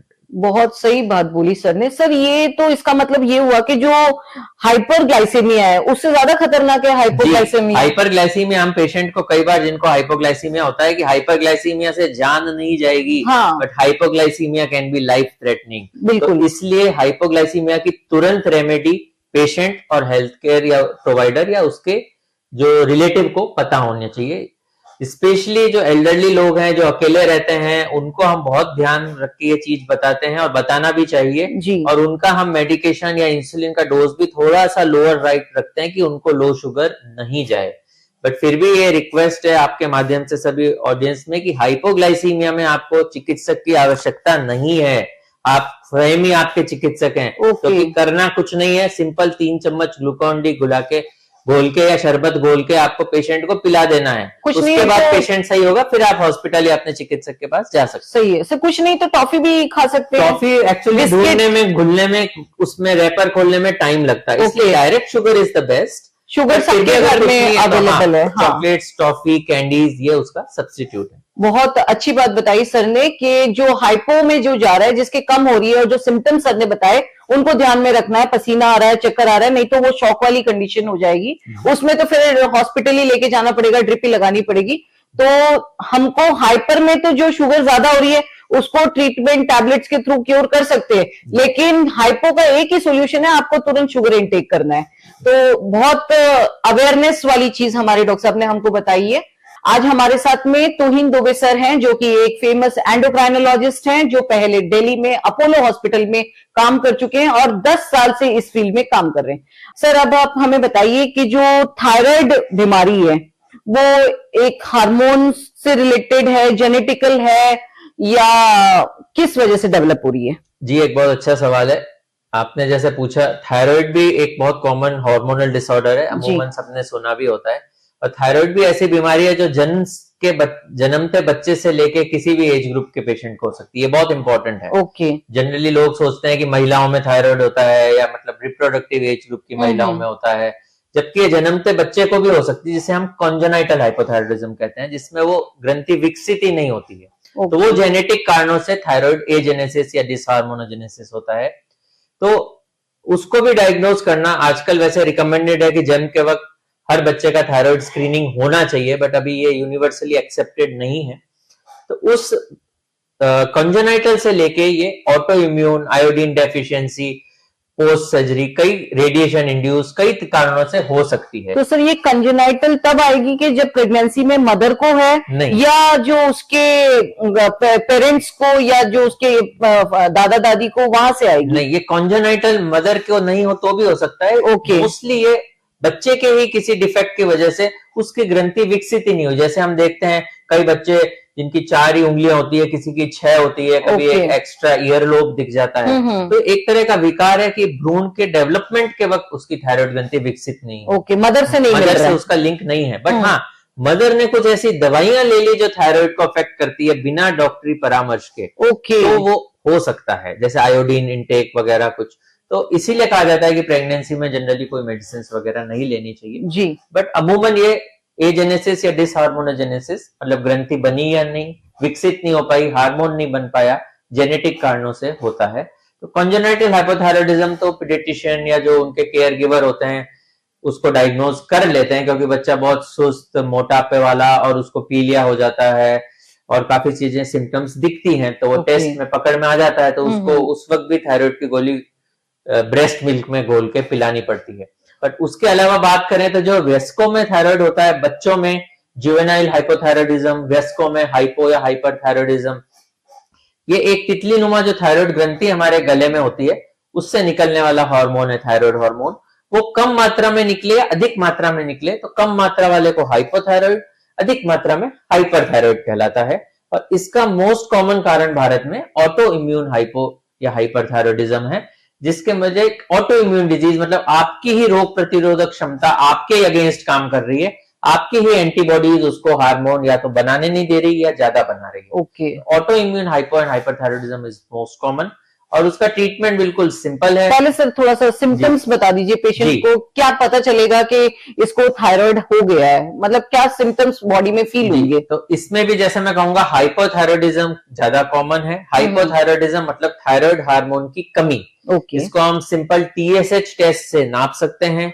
पूरी प्रोफाइल में T3, T4, TSH करें तो सिंपल टेस्ट है, आजकल हर जगह अवेलेबल है। ओके। और काफी कॉस्ट इफेक्टिव भी हो गया है। अच्छे किट्स, अच्छे एसेज की वजह से अब बहुत इजीली हो जाता है। इसमें सिम्टम्स जैसा कि डायबिटीज में है, कई बार कोई सिम्टम नहीं भी हो सकता है। ओके। बट महिलाओं में पुरुषों की तुलना में ज्यादा होता है। तो महिलाएं क्योंकि थोड़ी सेंसिटिव भी ज्यादा होती हैं, तो महिलाएं सबसे पहले नोटिस कर लेती हैं कि मेरे पीरियड कुछ इरेगुलर हो गए हैं, मुझे मूड स्विंग्स होने लग गए हैं, स्किन या हेयर फॉल होने लग गया है, मेरी स्किन ड्राई हो गई है, रफ हो गई है, मुझे थोड़ी सी इडीमा हो रहा है, सूजन हो रहा है, वजन थोड़ा बढ़ रहा है। ये कुछ सिम्टम्स पॉइंट आउट कर रहे हैं कि आपको थायराइड डिसफंक्शन हो रहा है।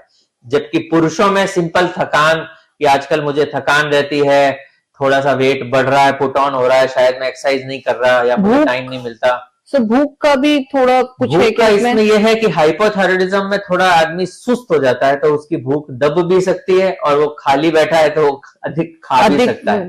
But hyperthyroid on the contrary, patient बहुत ज्यादा एंग्शियस या ओवर एक्टिव हो जाता है। तो वो हमेशा हाइपर स्टेट, मतलब कि बहुत ज्यादा उत्तेजित रहेगा। उत्तेजित रहेगा तो वो बहुत ज्यादा खाना खाएगा, वो बार बार खाएगा, हो सकता है उसको बार बार वॉशरूम जाना पड़े, उसकी हार्ट रेट बढ़ जाए, उसके हाथ पैर कांपने लग जाए या उसको बहुत ज्यादा पसीना आने लग जाए। ये सब हाइपर के लक्षण है। जबकि हाइपो वाला पेशेंट थोड़ा डल सा, सुस्त सा, उसको काम करने की इच्छा ही नहीं होने लगी, जबकि ओके। लोग जैसे कहें आजकल बहुत थके हुए या सुस्त दिखते हो, तो ये हाइपोथायराइड मतलब नाम से ही पता चल जाता है, जी। Hyper active. Yes. तो हाइपर वाले में ज्यादा एक्टिव दिखेंगे और जी। हाइपो वाले में सुस्त दिखेंगे। जी। तो सर इसका ट्रीटमेंट वगैरह हम इसका भी डाइट से सही कर सकते हैं, जी नहीं, प्रिवेंशन से इसमें कर डाइट सकते हैं? नहीं है, इसमें डाइट से बहुत ज्यादा फर्क नहीं पड़ता, क्योंकि ओके। आपकी एंटीबॉडी आपके खिलाफ हो गई है, वो बनती रहती है और आपको थायराइड डिस्टर्ब करती है। इसमें हाइपोथायराइडिज्म में आपको थायराइड हार्मोन की थायरोक्सिन गोली खानी पड़ती है, और हाइपर थायराइडिज्म में हमारे पास 3 तरह के ट्रीटमेंट उपलब्ध हैं, जिसमें ड्रग थेरेपी है, मेडिकल थेरेपी जिसमें थायराइड को कम करने की गोली दी जाती है। अगर वो फेल हो जाए, 2-2.5 साल में असर नहीं मिले या गोली बंद नहीं हो पाती, तो रेडियो एक्टिव आयोडीन थेरेपी होती है, वो भी उपलब्ध है। और अगर रेडियो एक्टिव आयोडीन भी नहीं काम कर पाए तो फिर surgical removal of the gland, क्योंकि लास्ट में जब ओवर एक्टिव ग्लैंड है किसी भी तरीके से शांत नहीं हो रहा तो उसको ऑपरेशन द्वारा बाहर निकाल दिया जाता है। बट हाइपोथायराइड मोर कॉमन है और उसका सिंपल ट्रीटमेंट ड्रग थेरेपी बहुत इजीली उपलब्ध है। तो सर इसका एक्सरसाइज का कोई रोल है कि एक्सरसाइज करने से वो हाइपर जो हार्मोन निकल रहे हैं उसको कम कर सकें? हाइपर पेशेंट तो वैसे ही ऐसा लगता है जैसे कि 10 किलोमीटर दौड़ के आया है, आप और मैं बैठे हैं तो ऐसे बैठे होगा जैसे वो अभी मैराथन रेस दौड़ के आया है, तो उसको तो एक्सरसाइज बता ही नहीं सकते। उसको तो शांत करने की जरूरत होती है, क्योंकि उसकी हार्ट रेट ही बेसल रेट में उसकी 100-150 हार्ट रेट होती है। अमूमन हमारी हार्ट रेट 70-80 के आसपास होती है, तो उसको तो उल्टा थोड़ा सा रेस्ट और ज्यादा एक्सरसाइज नहीं करने की सलाह दी जाती ताकि हार्ट पे लोड नहीं आए। हाइपर वाले पेशेंट को तो दवाई से द्वारा हम थोड़ा उसको नियंत्रित करते हैं, फिर माइल्ड एक्सरसाइज वो कर सकता है, क्योंकि उसका अमूमन वैसे ही हाइपर हो के वजन ऑलरेडी कम हो चुका होता है, तो उसको हैवी एक्सरसाइज हम रिकमेंड नहीं कर सकते। सर प्रेगनेंसी के अंदर जो गेस्टेशनल पीरियड के अंदर थायराइड हो जाता है फीमेल्स को, तो उसका क्या कैसे उसको मैनेज करेंगे सर? ये भी बहुत अच्छा प्रश्न है, क्योंकि जेस्टेशनल डायबिटीज की हमने बात की। हाँ, जेस्टेशनल थायराइड डिसऑर्डर भी कॉमन है। उसमें क्या होता है कि थायराइड हार्मोन ना केवल माँ के लिए बट बच्चे के विकास के लिए बहुत जरूरत है जी। अगर थायराइड हार्मोन माँ के नियंत्रित नहीं होंगे तो बच्चे का हार्मोन विकसित होता है लगभग गर्भधारण के 20 हफ्ते के बाद वो काम करना शुरू करता है। ओके। तो पहले 15, 16 to 18 वीक्स बहुत क्रूशियल है, फर्स्ट ट्राइमेस्टर। उसमें एम्ब्रियोजेनेसिस, ऑर्गेनोजेनेसिस होती है, मतलब बच्चे का भ्रूण का विकास, भ्रूण का पूरा विकास हो रहा है, हर अंग का विकास हो रहा है, उसके इवन न्यूरॉन्स का सबका विकास हो रहा है जी।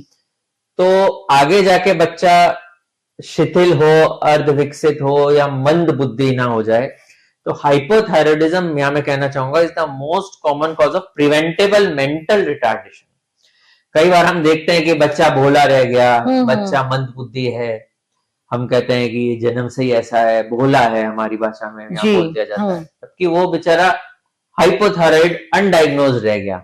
ओके। तो उसकी मदर हाइपोथायराइड रही होगी, उसने ढंग से ट्रीटमेंट नहीं लिया, या फिर जन्म के वक्त उसकी ग्रंथि विकसित नहीं हुई, उससे उसका विकास ढंग से नहीं हो पाया, उसको थायराइड हार्मोन टाइम पे नहीं मिले, जैसा कंजेनाइटल हाइपोथायराइडिज्म हमने बताया अभी बताया। तो माँ के थायराइड से बच्चे को थायराइड नहीं फैलता, बट बच्चे के विकास के लिए initially specially in 3 to 4 months माँ के थायराइड हार्मोन बैलेंस होने जरूरी है, ना वो अधिक हो ना कम हो, ना माँ हाइपोथायराइड हो ना हाइपर थायराइड हो, दोनों केस में बच्चे को नुकसान होता है। 20 हफ्ते के बाद बच्चा थोड़ा सा इंडिपेंडेंट, थोड़ा उसका भी थायरोक्सिन बनने लग जाता है, माँ के हार्मोन से इतना प्रभाव नहीं पड़ता। But initially to begin with, इसलिए कहा जाता है कि आजकल प्रेगनेंसी में गायनेकोलॉजिस्ट थायराइड भी चेक करा लेते हैं, और अगर आ जाता है तो उसको टाइमली ट्रीटमेंट शुरू कर देते हैं। तो इसका मेडिसिन से ठीक हो जाएगा प्रेगनेंसी टाइम के अंदर? Yes yes. थायराइड का ट्रीटमेंट सबसे सिंपल है, no injection, only tablet, simple tablet है, उसको खाइए और कोई इसमें दिक्कत नहीं। बाद में सर फिर जैसे 9 months के बाद में जब बच्चा डिलीवर हो जाएगा उसके बाद में इसकी टैबलेट बंद हो जाएगी? हाँ। या कंटिन्यूटी में लेनी पड़ेगी? जेस्टेशनल थायराइड डिसऑर्डर हुआ है उसकी, अगर वो प्रेगनेंसी से पहले थायराइड नॉर्मल था तो डिलीवरी के बाद टैबलेट बंद कर दी जाती है और फॉलोअप में रखा जाता है 3 to 6 मंथली। वापस टेस्ट करते हैं, वापस आ भी सकता है, नहीं भी आए, ऐसा बिल्कुल भी आवश्यक नहीं है कि उसको थायराइड लाइफ लॉन्ग वाला हो गया। अच्छा, तो ये बहुत अच्छी बातें बताई सर ने। थायराइड से रिलेटेड के 2 तरह के थायराइड हैं, हाइपर और हाइपो, दोनों को प्रेडिक्ट करना हमें बहुत जरूरी है। हाइपो में थोड़ा टेंशन ज्यादा है, हाइपर वाला तो दूर से दिख जाएगा, तो टैबलेट्स लेना इसका इलाज है। लेकिन अगर टैबलेट्स को टाइम से नहीं लिया या वो ध्यान नहीं रखा गया तो थायराइड ग्लैंड को निकालने तक की नौबत आ सकती है। तो इसीलिए सर जो बता रहे हैं prevention is better than cure, तो हमें हमेशा क्योर को प्रेफरेंस देनी है।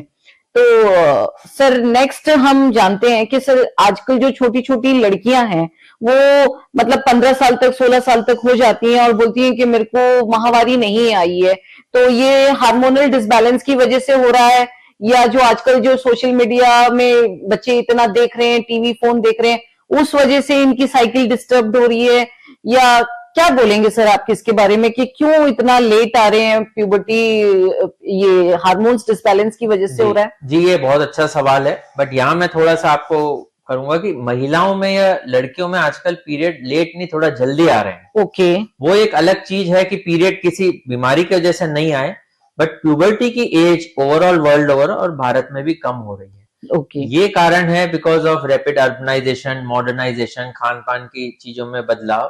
तो अब आप देखेंगे कि लड़कियों को पीरियड 8-9 साल की उम्र में भी शुरू हो जाता है। बिल्कुल सही है। तो वो वैसे एबनॉर्मल नहीं है बाय डेफिनेशन, बट क्योंकि एक कंसर्न पेरेंट्स का भी रहता है कि अब पीरियड में आ गई लड़की तो अब इसकी हाइट नहीं बढ़ेगी या स्लो डाउन हो जाएगी, वो सही है कुछ हद तक, क्योंकि मीनार की अटेन करने के बाद सिर्फ 2 साल तक ही अमूमन हाइट बढ़ती है, उसके बाद बोन्स फ्यूज हो जाती है, हाइट नहीं बढ़ती है। बट अगर आपकी लड़की में हार्मोनल चेंजेस आपको जल्दी दिख रहे हैं, जैसे 7-8-9 साल की हो रही है, ब्रेस्ट डेवलपमेंट या कुछ हेयर चेंजेस, या आपको लग रहा है फर्स्ट पीरियड आ गया है, तो आप घबराएं नहीं। ओवरऑल भारत में और वर्ल्ड ओवर प्यूबर्टी की या बिनारकी की एज कम हो रही है, मेंसेस की स्टार्टिंग एज। बट कुछ लड़कियों में ओवरीज विकसित नहीं हो बीमारियों की वजह से, जैसे टर्नर सिंड्रोम या कोई और कारण से, हाइपोथैलेमिक पिट्यूटरी लेवल पे एमेनोरिया, पीरियड आ ही नहीं रहे, तो माँ बाप को वेट नहीं करना है कि बड़ी होगी तो आ जाएंगे या शादी के बाद आ जाएंगे, ऐसा नहीं होता है जी। अमूमन जो उम्र है 14 साल तक फीमेल को पीरियड 14-15 तक स्टार्ट हो जाने चाहिए, तो ज्यादा वेट उसमें ना करना चाहिए और एक चिकित्सक से सलाह लेनी चाहिए। तो सर अगर उसको 15 साल तक या 16 साल तक अगर पीरियड्स नहीं आता है तो उसको हमें गायनेकोलॉजिस्ट के पास में या एंडोक्राइनोलॉजिस्ट के पास में जाके उसका सर फिर हार्मोनल थेरेपी देते हैं, क्या देते हैं? बिल्कुल, हम सबसे पहले हमारी जो ब्रांच है उसमें सबसे पहले हम कारण ढूंढते हैं। ओके। कि भाई ऐसा क्यों हुआ, और बहुत अच्छी आजकल मेडिकल साइंस हो गई है, बहुत अच्छे टेस्ट अवेलेबल हैं, और अब मैं कहना चाहूंगा कि जोधपुर में भी ऐसी कोई सुविधा ऐसी नहीं है जो अपने उपलब्ध नहीं है। हमारा प्राइवेट सेक्टर बहुत अच्छा काम कर रहा है, हमारे गवर्नमेंट इंस्टीट्यूट्स बहुत अच्छा काम कर रहे हैं, एम्स बहुत अच्छा काम कर रहा है, इवन रिसर्च भी चल रही है, नए नए ट्रीटमेंट हो रहे हैं। तो अब यहीं पे रुक के उसको एनालाइज किया जा सकता है, क्या कारण है उसमें, जेनेटिक विकार है, पीयूष ग्रंथि जो पिट्यूटरी ग्लैंड, उसको मास्टर ग्लैंड कहते हैं जी। तो सारी ग्रंथियां जो हमारी है ऊपर से नीचे सबको कंट्रोल पिट्यूटरी ग्लैंड करता है जी। उसमें परेशानी हो सकती है। ओवरीज मतलब जो फीमेल की जो अंडाणु बनाने वाली ग्रंथियां, उसमें प्रॉब्लम हो सकती है। वो सिंपल ब्लड टेस्ट से पकड़ा जा सकता है, अल्ट्रासाउंड से देखा जा सकता है, पिट्यूटरी की एमआरआई हो सकती है, और उसका उपलब्ध हार्मोनल ट्रीटमेंट है। अगर आपने वक्त पे उसको पता कर लिया तो फिर आप काफी हद तक नॉर्मल मेंस्ट्रुअल साइकिल और आगे जाके नॉर्मल फर्टिलिटी भी अचीव कर सकते हैं जी। ये जो छोटी बच्चियां हैं उनकी माताओं से ये गुजारिश है कि वो अपनी बच्चियों से खुल के बातचीत करें इस टॉपिक पे। मोस्टली जो गांव के अंदर हम देखते हैं कि शाई होती हैं, बहुत शर्म करती है माँ बेटी आपस में इस टॉपिक को डिस्कस करने के लिए। तो माताओं को बिल्कुल अपनी बच्चियों से खुल के बात करनी चाहिए कि भाई तेरे को अगर पीरियड्स आ रहा है तो किस तरीके का आ रहा है, नहीं आ रहा तो कौन सी एज तक नहीं आया है, फिर उसका तुरंत से ट्रीटमेंट लें। क्यों? क्योंकि फिर वो बाद में बच्चा नहीं होना या वो कोई गंभीर अवस्था में ट्रांसफॉर्म ना हो, इसीलिए उसको शुरू में ही हमें क्योर करने की जरूरत है। तो सर आप एक बात बताइए कि आजकल हम जाते हैं, किसी भी जो फीमेल है वो बोलेगी मेरे यहाँ बाल आ गए, यहाँ पे मेरे को पिंपल्स बहुत ज्यादा निकल रही है, तो उसको क्या बोलेंगे सर? वो किस वजह से इतने बाल आना और पिंपल्स डेवलप होना हो रहे हैं? ये बहुत अच्छा सवाल है, क्योंकि ये आजकल बहुत बढ़ रहा है जी। और इसको हमारी क्लिनिकल भाषा में हाइपर एंड्रोजेनिज्म बोलते हैं, हाइपर एंड्रोजेनीमिया या हाइपर एंड्रोजेनिज्म। और इसका मोस्ट कॉमन कारण पॉलीसिस्टिक ओवेरियन सिंड्रोम या पीसीओडी और हाइपोथायराइड डिसऑर्डर्स है। तो थायराइड की तो हमने बात की, पीरियड डिस्टर्ब्स के साथ ये हेयर ग्रोथ या ये भी कर सकता है। बट पॉलीसिस्टिक ओवेरियन, पहले इसको डिजीज बोलते थे, पॉलीसिस्टिक ओवरी सिंड्रोम बोलते हैं, कि ये एक बीमारी नहीं है, ये 1000 बीमारियों को साथ लेके आती है। पीसीओडी से पीसीओएस हो गया में चला गया। मींस एक डिजीज नहीं है, पीरियड डिस्टर्ब हो सकते हैं, हेयर ग्रोथ हो सकती है, पिंपल्स हो सकते हैं, इनफर्टिलिटी हो सकती है, आगे जाके शुगर, मोटापा, कोलेस्ट्रॉल की रिस्क बढ़ जाती है, एंडोमेट्रियल कार्सिनोमा, कैंसर की रिस्क बढ़ जाती है, हार्ट डिजीज की रिस्क बढ़ जाती है। तो इसलिए इसको पॉलीसिस्टिक ओवेरियन सिंड्रोम नाम दिया गया है। और अभी जो यंग फीमेल्स में जो हेयर ग्रोथ, हिर्सुटिज्म या एबनॉर्मल हेयर ग्रोथ फेस पे या आर्म्स पे, चेस्ट पे, उसका मोस्ट कॉमन कारण पीसीओएस ही निकल के आ रहा है। तो सर इसमें ट्रीटमेंट पार्ट में क्या देंगे हम पेशेंट्स इसमें दोनों का ही रोल है, डाइट एंड लाइफस्टाइल मेजर्स। इसकी जड़ में भी इंसुलिन रेजिस्टेंस, मोटापा और शुगर वाले जीन्स हैं। ये एक सीक्रेट है, ये भी एक बहुत बड़ा सीक्रेट है कि इसमें भी वो वाले हार्मोन्स काम कर रहे हैं, इंसुलिन काम कर रहा है। तो क्योंकि अभी हमारे जो बच्चे हैं उनको बहुत सारी फैसिलिटीज हो गई है, हर चीज मोबाइल पे हो जाती है, खेलना भी मोबाइल पे हो रहा है, आउटडोर एक्टिविटीज नहीं हो रही, हर चीज गाड़ी में जाके वो ट्रेवल में भी साइकिलिंग वगैरह, बेसिकली लाइफस्टाइल जी। तो इंसुलिन रेजिस्टेंस वाले, पर्टिकुलर जिनकी फैमिली में डायबिटीज है, वो बच्चे जो इंसुलिन रेजिस्टेंस जीन्स के साथ पैदा हुए हैं, शारीरिक श्रम की कमी, अत्यधिक calorie dense food, outside food, junk food खाने से उनके हार्मोन्स बच्चियों के डिस्टर्ब हो जाते हैं। उसमें मेल हार्मोन का प्रोपोर्शन बढ़ जाता है, एंड्रोजेंस मतलब मेल हार्मोन, और फीमेनिन हार्मोन, फीमेल वाले हार्मोन थोड़े दब जाते हैं। तो जैसे पुरुषों में दाढ़ी आती है, फ्रंटल बाल्डनेस होती है, या उनका मतलब वेट थोड़ा ज्यादा होता है, तो महिलाओं में ये चीजें आने लगती है, पिंपल्स, एक्नी, हेयर ग्रोथ उनको, और लेटर ऑन। लेकिन ये दोनों जो चीजें हैं, मेल्स में ये प्रॉब्लम आना और फीमेल्स में ये प्रॉब्लम आना, ये बेसिकली हार्मोन्स के डिसऑर्डर की वजह से हो रही है। तो ये इंसुलिन रेजिस्टेंस के बैकग्राउंड में जो फीमेल हार्मोन है ईस्ट्रोजन, वो दब जाता है, और जो मेल हार्मोन है टेस्टोस्टेरोन है, एंड्रोस्टेरोन है, जो ओवरी से भी बनता है और एड्रिनल से भी बनता है, वो अधिक मात्रा में निकलता है, जिसकी वजह से उनके पीरियड डिस्टर्ब हो जाते हैं।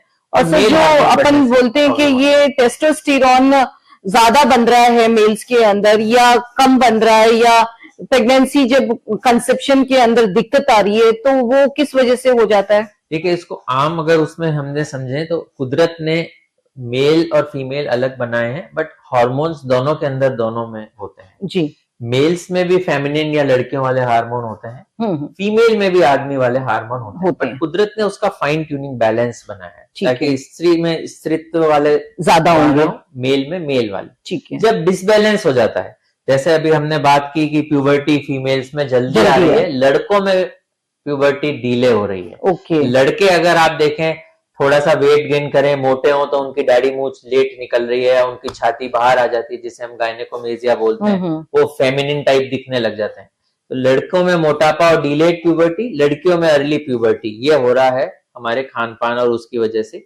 बट पुरुषों में जो टेस्टोस्टेरोन होता है वो अमूमन एक रेंज में होता है, क्योंकि पुरुषों में कोई पीरियड्स या वो ऐसी साइकिल तो होती नहीं है, तो उनको कोई लक्षण आए जरूरी नहीं है। बट मोटापा बढ़ रहा है, फैट बढ़ रहा है, थकान हो रही है और मसल मास वेस्टिंग हो रही है, मांसपेशियां तो बढ़ नहीं रही, चर्बी ही चर्बी इकट्ठी हो रही है, साथ में उनको थकान अनियमित हो रही है, दाढ़ी मूछ कम हो रही है या उगी ही नहीं रही, तो ये टेस्टोस्टेरोन डेफिशिएंसी ज्यादा कॉमन है। तो इसके लिए सब ब्लड टेस्ट से पता चल जाएगा कि सामान्य सा ब्लड टेस्ट जो सुबह 8 बजे होता है, टाइमिंग इंपॉर्टेंट है क्योंकि कई डॉक्टर गलत टाइम पे करा लेते हैं। तो एक चीज मैं और कहना चाहूंगा, सारे हार्मोन्स के टेस्ट प्रेफरेबली फास्टिंग और अर्ली मॉर्निंग में होने चाहिए एज अ रूल।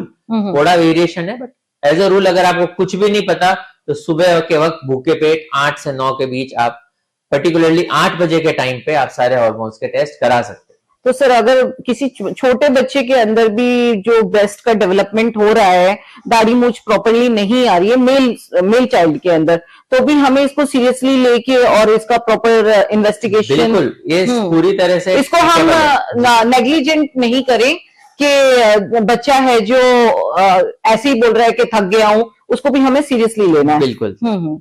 ठीक है सर। तो एक सर जैसे हम ब्यूटिशियन के पास में जाते हैं तो एक दो बाल आ जाते हैं तो वो बोलती है कि लेजर टेक्निक से निकाल देती हूँ, तो सर लेजर टेक्निक कितना इफेक्टिव है? लेजर टेक्निक कॉस्मेटिक उसके लिए बहुत यूजफुल है, बट अगर अंडरक्राइन एंडोक्राइन प्रॉब्लम है तो जब तक जड़ पे वार नहीं करेंगे वापस रिग्रोथ हो जाएगी। तो दोनों का बैलेंस होना चाहिए कि आपको पहले अपने हार्मोन्स बैलेंस करने चाहिए और फिर अच्छा दिखने की, क्योंकि सबकी इच्छा होती है, तो कॉस्मेटिक रीजंस के लिए पार्लर का ट्रीटमेंट या लेजर ट्रीटमेंट कर सकते हैं।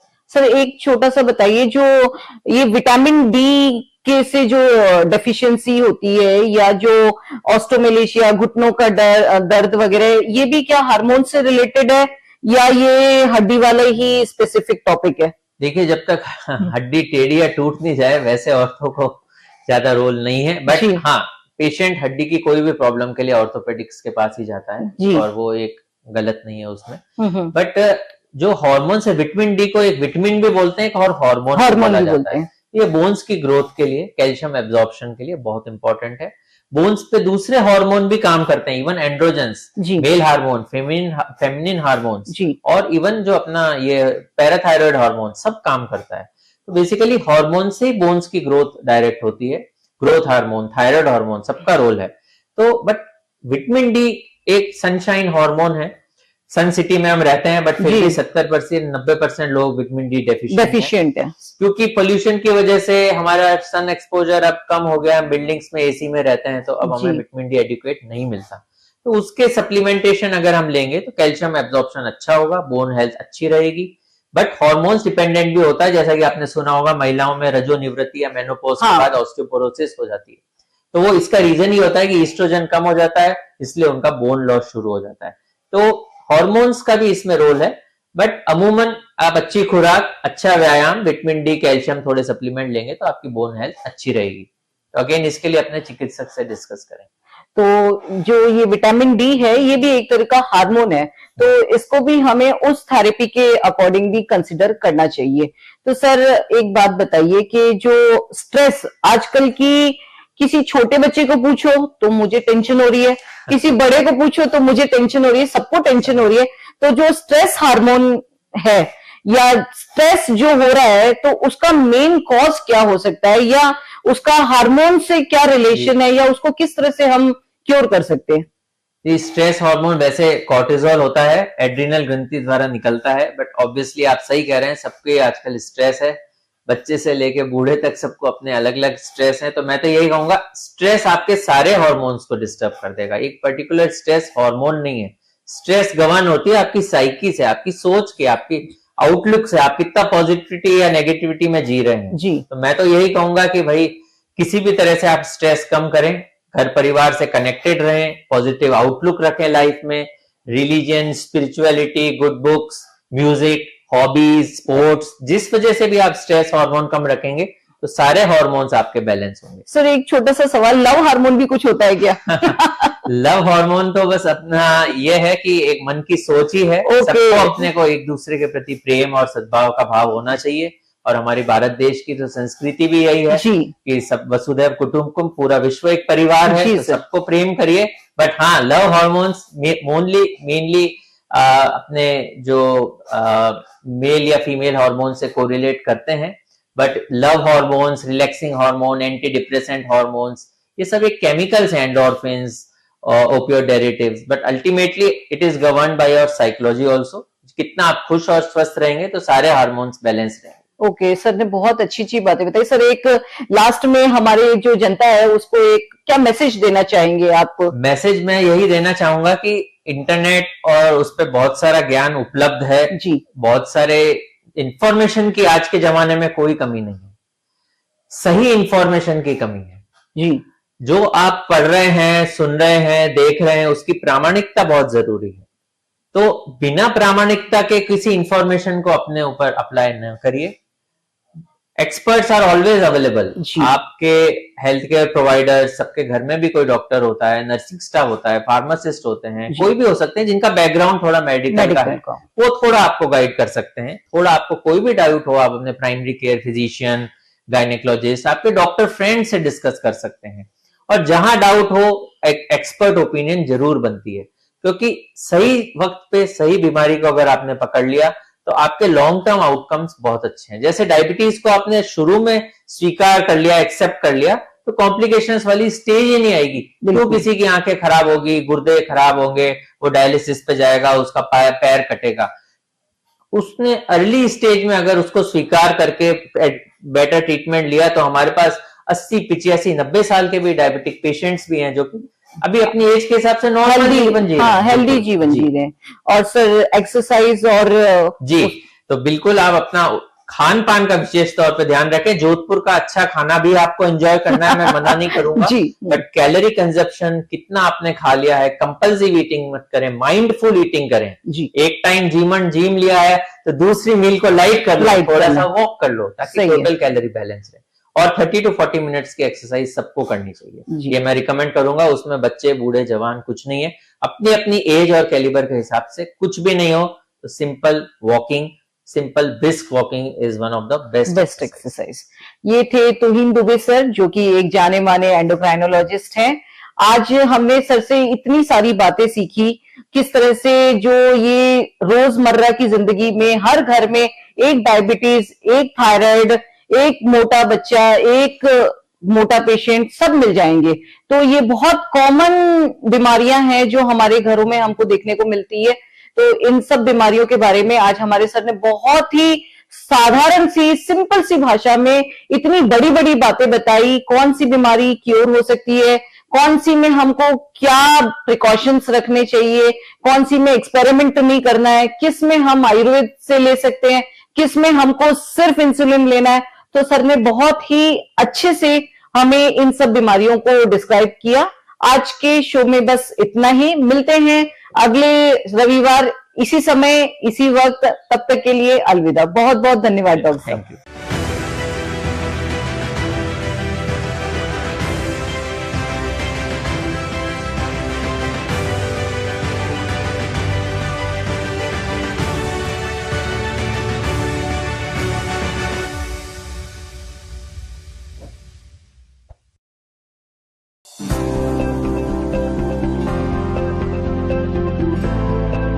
Suresh Rathi Group, one of the leading broking houses in the country, offers a wide range of financial services and wealth management solutions to retail and high net worth individuals.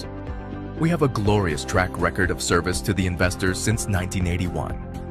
The group has a membership in BSE, NSE, F&O, currency derivatives, and CDSL. We have a network spread across 40 plus cities and operating from 110 plus locations and serving 1,25,000 clients. For more information, please call us on our toll-free number 1-800-120-2484